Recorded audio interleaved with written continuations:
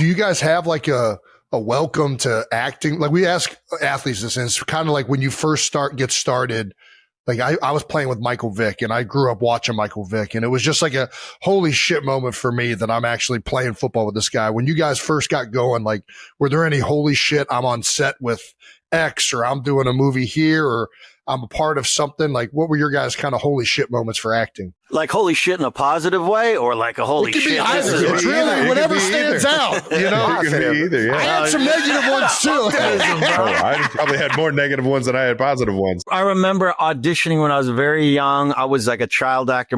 My stepbrother was an actor, and there were these acting agents that would line you up like cattle, and they just go, and I was a break dancer. I'd break dance for like money on the streets sometimes. So I had like the step haircut. Oh, let's go. Let's go. It was like, yes, yes, no. And they look at me, no. And then yes, yes, yes. And they all got agents. And I remember saying to my dad, this is horrible. I went back and they did it again. Yes, yes, no. No. And I just remember my dad saying, you know, someday you're going to have your time, son. Just keep at it, keep at it. And then, you know, I got to do, and then another thing that was funny. I first got my, these aren't holy shit. I'm just thinking about my whole past. No, this is great. This is holy shit to me. This is holy shit for those agents. Those agents right now are like, what the fuck were we thinking? And then they gave me you remember your first photos that you? Oh yeah, headshots. Yeah. And they said, your name is too, I finally got an agent. They said, your name is too ethnic. I go, what do you mean? It's Leonardo DiCaprio. They go, no, too ethnic. They're never going to hire you. Your new name is Lenny Williams. I said, what is Lenny? I was 12, 30. I said, what is Lenny Williams? Well, we took your middle name and we made it now you're Lenny. And my dad saw his photo, ripped it up, and he said, over my dead body. And I said, really? Or Benny Dell. Benny Dell? Benny Dell. Benny Dell. Mr. Dell. Yeah. Oh my gosh. Benny Dell. Yeah. Lenny Williams, Benny Dell. Benny Dell. Let's go. This podcast would not be the same with Lenny Williams and Benny Dell. I tell you that right now.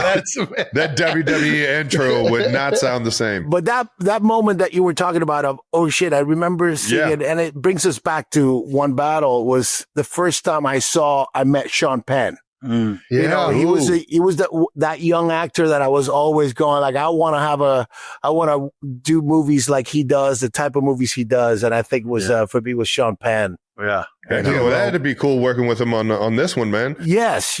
I mean, I didn't get to. I've known him. I've been a part of his films when he directed, but you know, he was that. Oh shit! This is Sean Penn. I'm gonna go. Mine was De Niro. Right. Yeah, mine was De Niro. That audition with De Niro that I had. That's so fucking cool, man. Are there any other career milestones that you guys like are thinking about? Like, I mean, we asked this to like Brad Pitt, and ironically enough, he said the next thing he would want to in his like career is to work with Paul Thomas Anderson, which is just like hilarious that he would. Now we're talking to you guys making a Paul Thomas Anderson film, but what is like, are there any bucket list career items that you guys want to knock off? There's a lot. Yeah. There's a lot. I mean, I'm getting one soon. I'm going to get to work with Scorsese again. And to me, that man is a national treasure. He's the greatest director, and I just feel so damn lucky to be able to do it, man. Yes. Hey, maybe you can call him for me and say, hey, bring Benny Dell. Benny Dell. New York, Benny Dell. Benny Dell. I got this up and coming. Benny Dell from the Bronx. Benny Dell from the Bronx. That does sound like a Scorsese actor. Benny Dell. Benny Dell. Yeah. I think you were one of the most convincing film quarterbacks of all time. It's one of my favorite movies to watch. Is it true that the Ravens wanted to give you a tryout after this movie? That's absolutely nonsense. My release would have obviously been lefty was like I don't know why, but we tend to have a lower release. Getting that ball, I was a little slow, but I could hit like, I mean, it wasn't on a rope, but like, I could do like 50-yard corner. I could hit all of the. Hey man, you're an athlete. That's a hell of a throw right there. 5 step, then long 7 and go. But don't start believing you can really do it. Well, listen, I don't know if you saw those 2000 Ravens, but you didn't need to be that good. I mean, I think the opposing teams averaged like 11 points a game or something like that. Not even. I think it was 9. Yeah, we all needed defense. What was it like working with Gene Hackman? Man. He's like one of the, I mean, obviously Hoosier, like just plays a great coach. The temperament of him, Like, comes off as this wise, sage person. Loved his and your relationship in the film. What was it like working with him? Such a gentleman and, hero of mine. When you look at his career, the breadth of roles like comedy, drama, the filmmakers, it's just so special. And he was really nice to me. He was generous, and he was like, we had a good chemistry, and basically he was like no nonsense, no bullshit, came to work ready to go, knew the lines, knew what was going on, and didn't really suffer people who weren't doing that. Yeah.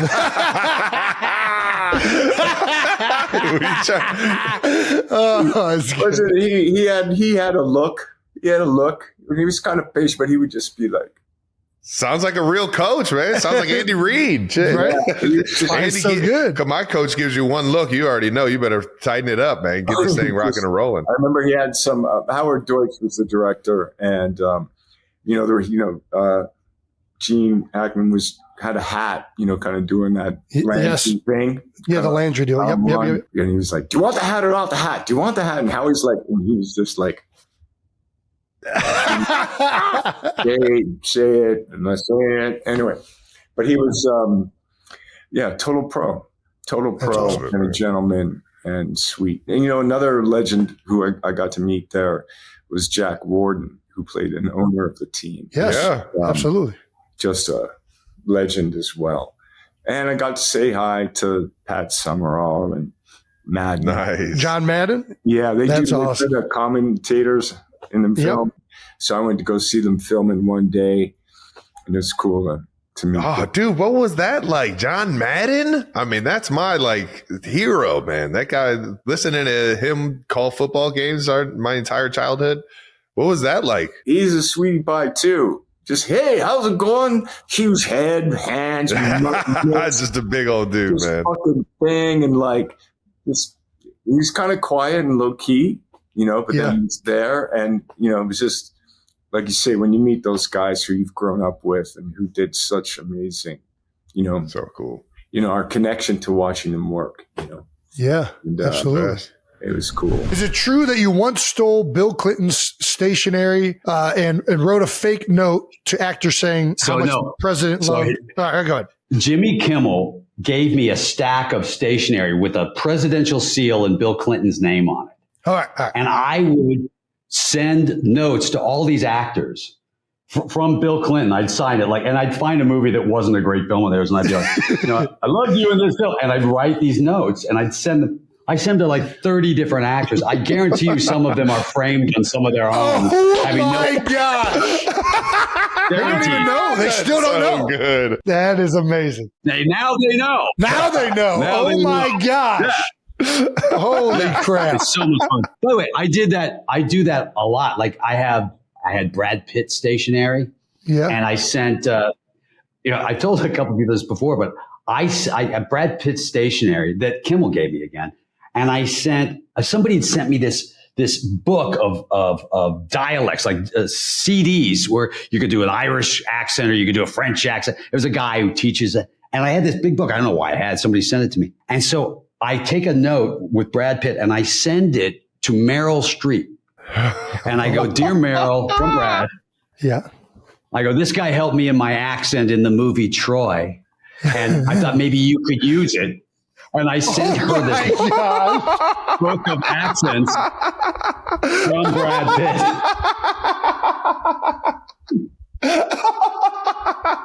It's so awful. Like 4 years later, I see her and I tell the story. Yeah, he knows it now. 4 years later, I see Meryl and I tell her the story, and she's like, "Oh my God, I was wondering why the fuck he's sending me." So awful. That is epic. We've done a lot of terrible things to each other. He's done terrible things to me, man. So it all comes out. It all evens out.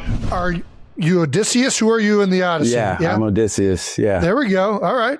I had a beard like yours for like a year. I think I've seen the pictures. You were getting pretty yoked up in some of the pictures I saw too, circulating the internet. Yeah, I was in really good shape. I lost a lot of weight. Like he said, he wanted me like lean but strong.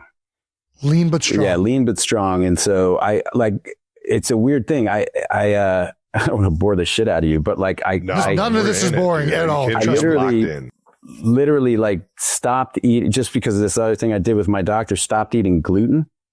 Okay. And I lost, like I used to walk around at between 185 and 200. Yeah. And I did that whole movie at 167. Holy cow. And I haven't been that light since high school. Like, yeah. So it was a lot of training and a really strict diet. I was going to say, so when you get asked by the director or whoever asked you to be at that size and strength and that lean build, do you then like go out and source a trainer that gets you to that point, or do you already have somebody in mind? No, I had somebody, but it's just, trainers are like, what are we doing? And they can kind of do anything, and it's just knowing, it's just having kind of a clear goal and setting it. It felt actually more, it's like when I do that, or when you do like the Jason Bourne movies or whatever, it feels almost like a season in a, I would imagine what that feels like for you guys, where you're prepare it's like just part of your day. It's part of your job. Right. And it's like, and you get really routinized about it and kind of build your day around all that stuff. And, that's kind of the physical side of getting ready. Have you had gluten since?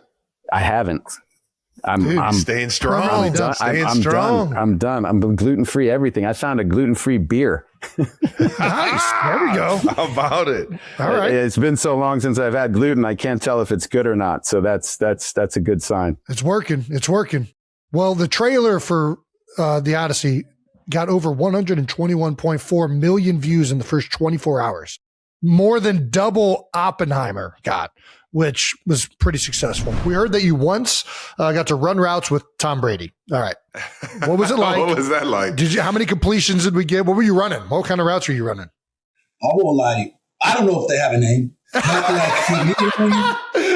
I'm sure I disgraced every receiver that's ever run a route, but to this day, aside from the birth of my children, that was the greatest ever. I was like, dude, are you? He was like, I need someone to play catch with. Happened to be on vacation at the same place with him. And he was like, you want to come down? And I was like, oh, this was legit. This was as legit as it gets. That's amazing. You were helping Tom get ready for the season. I was like, I don't know how much I was helping him. I think he was like, I'm going to fucking blow this dude's mouth. Worked. And we literally got down there. And first he's like, he's like, okay, go out here, turn around, spin around. And I'm like, all right, run as fast as I can, turn around. I feel so look at him, he's been waiting 45 minutes. Fucking guns the ball at me. I'm like, I caught it because I was afraid of breaking my nose more than anything else. And then after a few of those, he's like, all right, we'll put some hair on it. I was like, no. It's already playing fast. Yeah. Well, that was what I was about to ask you. That's what I was about to ask you. Did he actually spin it? Like he ripped you a couple? He can hum him now. What I found was that, like, in a way, you catch it out of self-defense. I didn't even think I was doing that, and I found myself with the football just kind of like, yes, fight or flight reflexes. But the greatest moment of that experience was he was like, after we had played, he had me running around. He threw me the ball, and it was amazing, right? It was like I felt like a 10-year-old kid. He's like, okay, come here. And I get to him, and he's like, it's the Super Bowl, fourth quarter.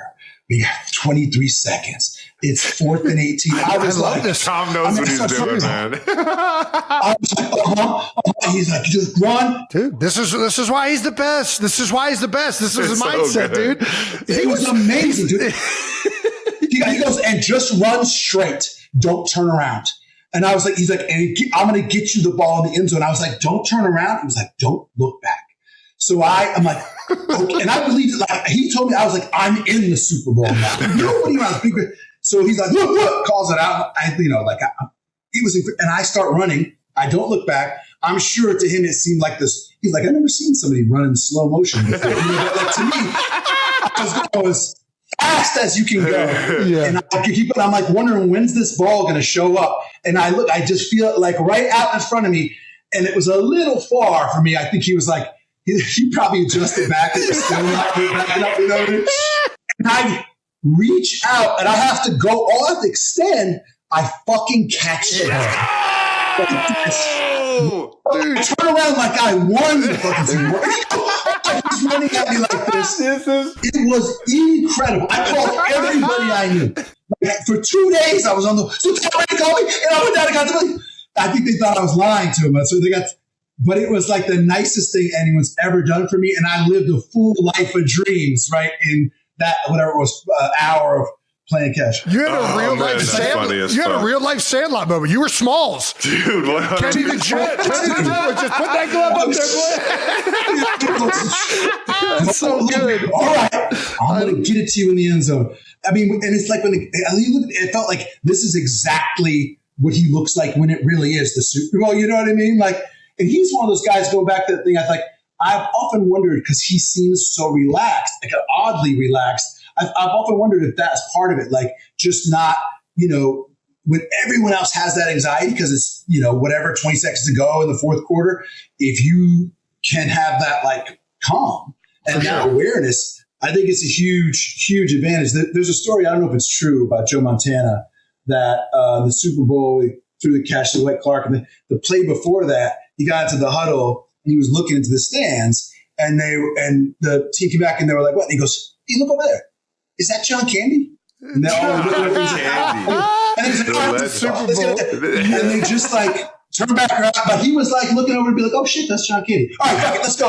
Like, you know what I mean? Like he was just casual. And I feel like that always made sense. If you've ever met Joe Montana, that's a smooth son of a buck right there. He's a cool cat, man. He's a laid back dude. I believe it. Charlize, before we get you out of here, though, we got some dumb questions to ask you. We have a dumb little game that we made up, and your movie resume is absolutely incredible. But we want to know how well you know those movies based off of some of the comments and reviews. We think this is a fun little game. And comments and reviews. Yeah. So we're gonna read a comment, and you are gonna try and tell us which movie you think that comment is referencing. That is really hard. Hopefully we didn't make it that hard for you. Let's see. First one is from Miriam.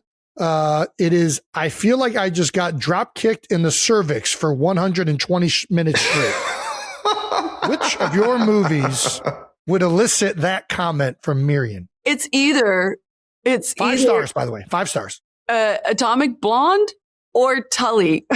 You got it, Atomic Blonde. She knows it. Yeah. All right. The next one is from Patrick Williams, who also gave the movie 5 stars. A few movies in history have ever whipped quite this hard. Oh my God. It could be a number of them. Whipped so hard? That doesn't. There was no whips. Read. Wait a second. I can't read. Which movie do you think you were whipped right? in? No, you're right. That's the you read it correctly, Travis. That was a tough Whipped word. hard. Is it Mad Max? Yeah, it is Mad Max indeed. 2 for 2. There it is. 2 for 2. I think whipped was the key word in that one. There was a lot of leather in that movie, so that's why Well, I think they were like whipped around. All right, here we go. From Liam F. 3.5-star review. They were in Italy for 24 minutes. Oh, the Italian Job. Yes, the Italian Job. That was an easy one. That's a gimme. All right, one more. From Adam Bolt, all sex scenes from now on should have Al Pacino in the background cheering for participants. Oh my God, that's devil's advocate. Yeah. That's an all-time comment right there. Yes. Oh my God, it sounds so wrong. But now don't you want to kind of see it? Yeah, this is the only way I have sex these days. Al Pacino's Al, could you come in here, please? And he's lovely. He submits. He comes. He does it. He's a good man. Great feedback. I heard he's a good man. She's more than just Ken. Please welcome Mr. Ryan Gosling. There we go. Oh my God, he said 6'1". That was amazing. Hey, we do our research here. You had to call out Remember the Titans too, man. Don't never forget that I'm a liability. White corner. At the corner. I'm a liability. That role, that in particular scene in the movie is the thing that I see called out the most. I mean, how much do you get that constantly? It doesn't matter what I accomplish in my life. There'll be someone in the comment section that says, never forget he's an absolute liability at the corner.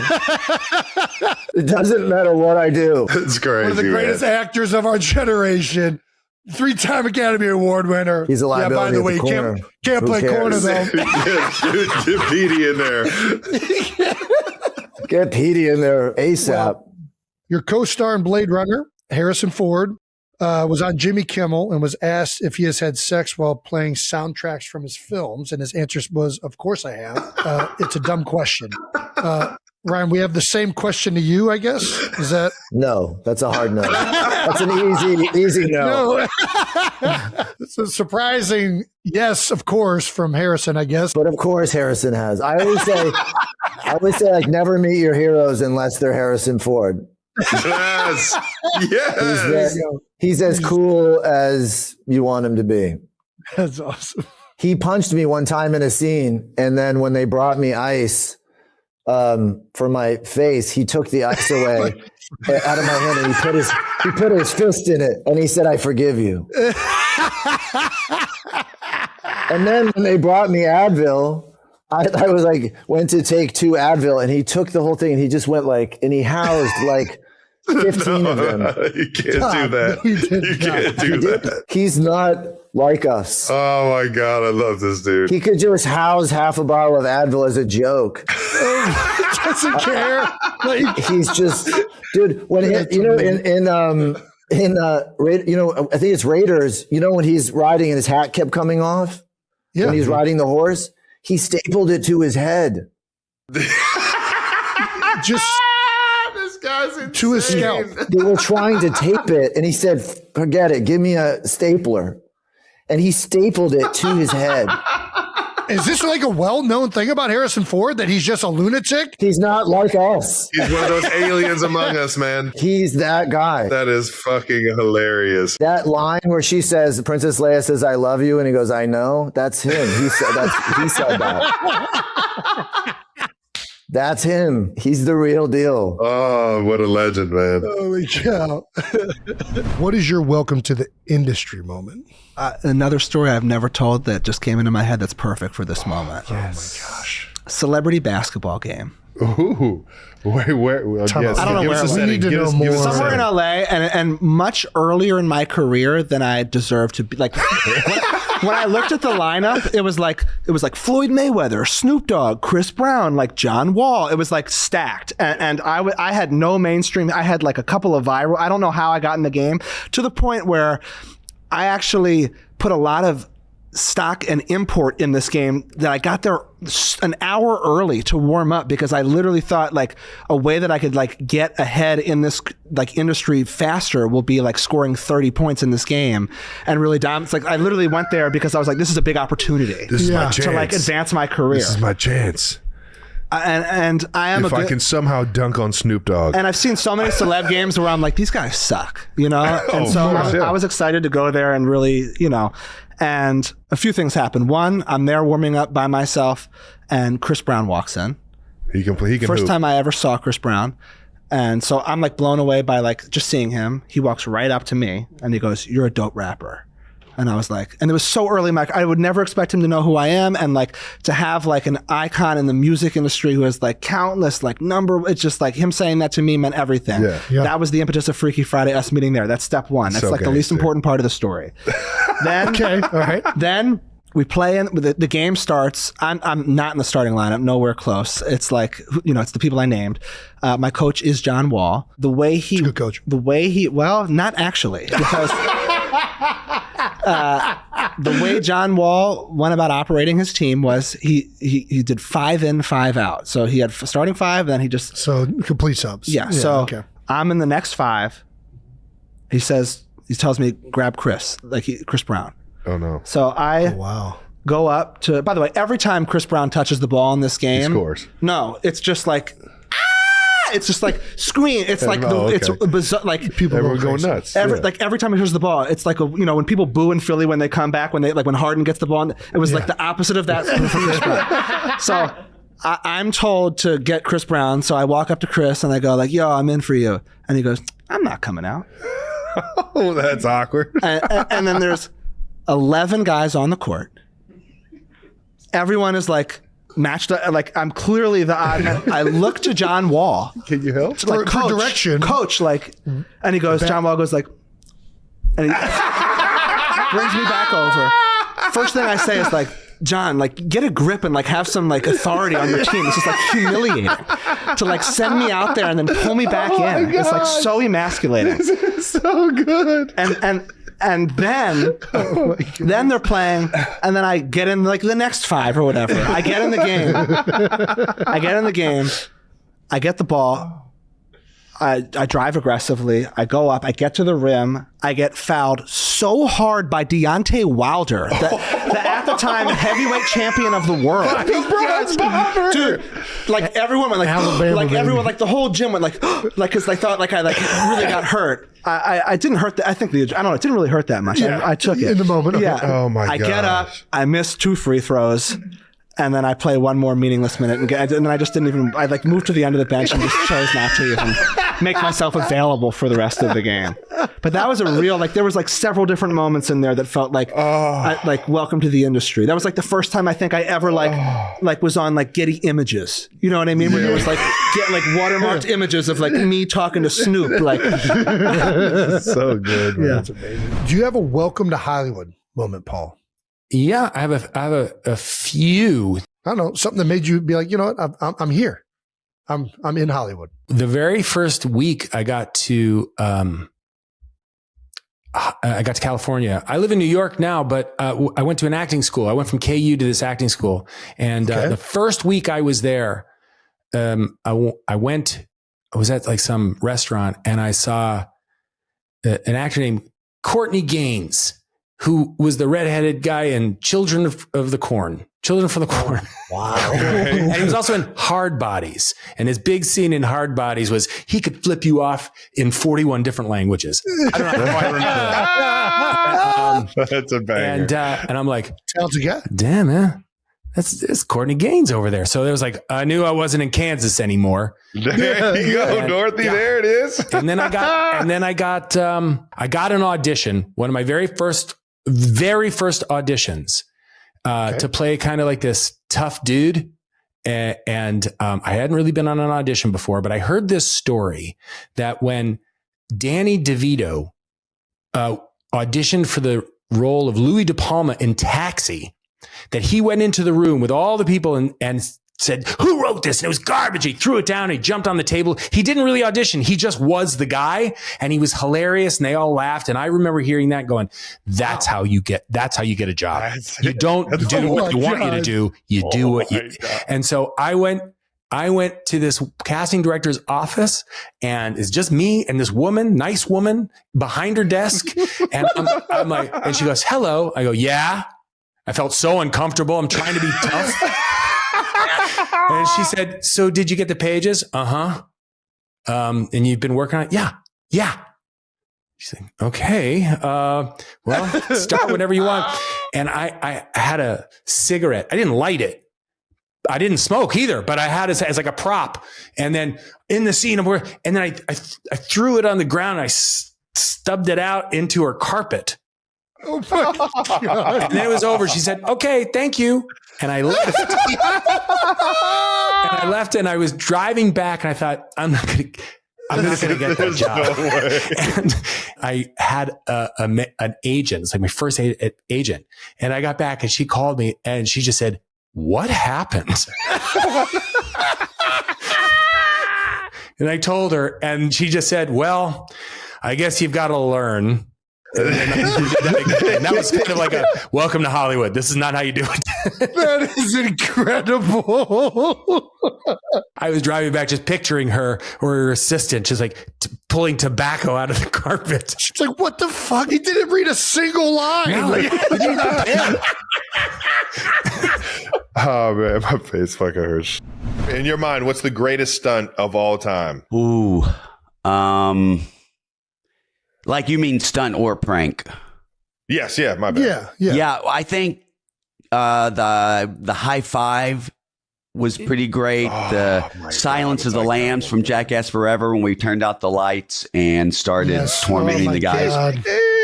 And another bit from the end of Jackass #2, which didn't age so well, was the terror taxi bit when Aaron puts on the dynamite vest and, I forgot about that one. Yes. Yeah, we didn't put that one in because it's like maybe that didn't make it so well. Yeah, I don't know if you can see, but can you see? Yes. This was going to be the nut. Wait, he's going to put it under. This is what it would look like in someone's nut. He's getting ready to turn it on. Stick with me. Okay, that's the nutsack. That's the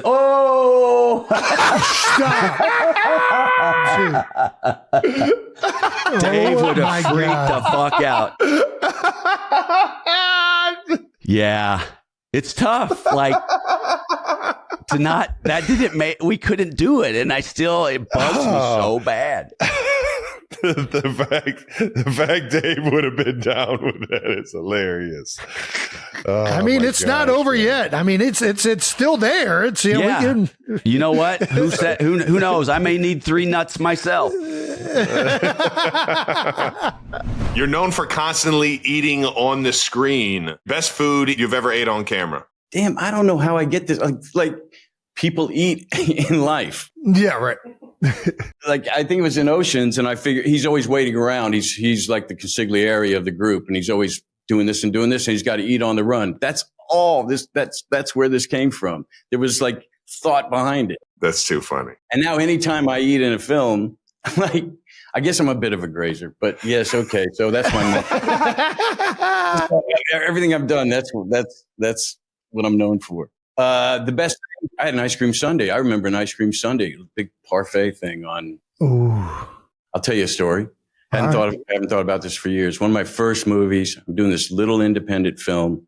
We're shooting this little tiny cafe. It's full of the crew, so there's about 60 people in there. It's hot. You can't breathe. Mm-hmm. And my character hadn't eaten for days, and he gets his big plate of beans. First plate of beans and bacon, and I was all like method. I was like, I'm gonna do this right. I'm gonna, and I just powered down this plate of beans. Take 2, do the same thing. Take 3, I do the same thing. Take 4, I do the same thing. Oh no! Something hit me. Oh, I know exactly what hit you. We all know what hit you. And there was nothing I could do. I was stuck in this chair, and nature took its course. Yeah. And then there was nothing. I went, oh, great. I got away with that one. And then suddenly the entire crew, the most diabolical something descended on the crew in the whole room, and they fleed the cafe. So hey, confession you've heard first right here. Hey, that's great. And ever since then, I paced myself. Beans will do it to you, baby. That's right. You should be proud. Hey, you clear a room. That's Coming from an offensive lineman, you already know that's a badge of honor. Dude, we had oh my gosh, Green, all-time sack leader, one of the up there with the Steelers for a long time, and then he was coaching the Packers.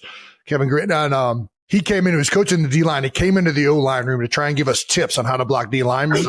He came in there, guys are farting nonstop. Oh, no. And he was like, "You guys are the O linemen suck. I'm out of here." He just left the room. He gave us like 2 pointers. We got one last question. Do you have a welcome to Hollywood moment, Conan? That's a good question. Let's see. A welcome to Hollywood moment. Yeah. I'm going to say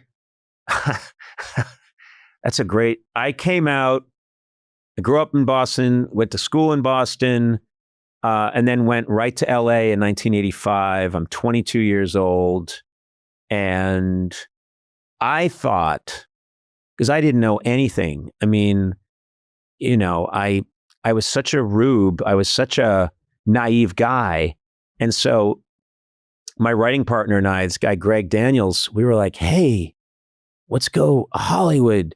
We rented a hotel room because we needed a place to stay, and when we got started. So we rented a really cheap hotel in Hollywood because I thought Hollywood was where all the stars lived and it was going to be really fancy. And I couldn't believe how cheap this hotel room was. So Greg and I fly out on this really cheap flight. It was called People's Express. This is before you guys aren't even born yet, but still ripping cigs on the plane or what? Oh my! It was just It was just literally. This is in the day where you don't need a reservation. You barely have to show your ID. You show up, you give them like $60, and they throw you in this cattle car that's an airplane, and you fly across the country. And we land, and we go, and the sun is setting, and we get to our little tiny place in Hollywood, like with a Bunsen burner, and then we go out, we should get something to eat. And we start walking around, and we're walking down Hollywood Boulevard on like a Saturday night. And it is not what I thought. It is, it's strip clubs. It's really depressing, cheesy. It is the most, and we're walking around. And when I said I'm a young 22, I was 22, but I was 6'4". I was 158 pounds. Oh my God. You can imagine. I was so skinny. Holy and I was crap. at that age where anything I ate just dissolved into, it just became nervous energy and hair. So I'm walking around and I'm getting propositioned by men, women. There's like neon blinking. There's trash everywhere. There's needles on the sidewalk. And I was like, where's Harrison Ford? Where's Halle Berry? This is frightening. So yeah, I had a real quick education that no, I'm not going to be hanging out on Hollywood and Vine at night unless I become a male prostitute, which is still a goal of mine. In the dazzling universe of entertainment, behind every iconic movie role, viral award show moment, and unforgettable red carpet appearance lies a story that never made the final cut.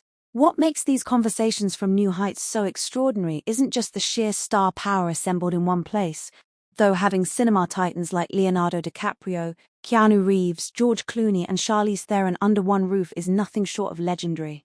Rather, it is the raw, unscripted humanity that shines through when the bright lights dim and the press junket rehearsed answers fade away.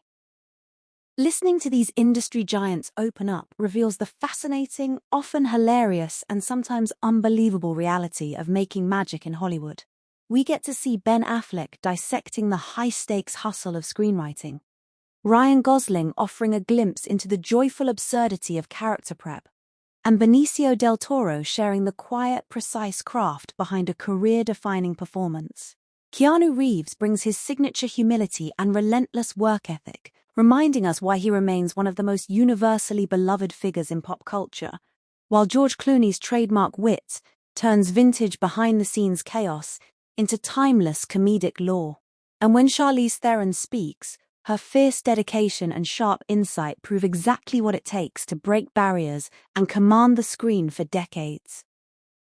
These moments go far beyond simple celebrity interviews.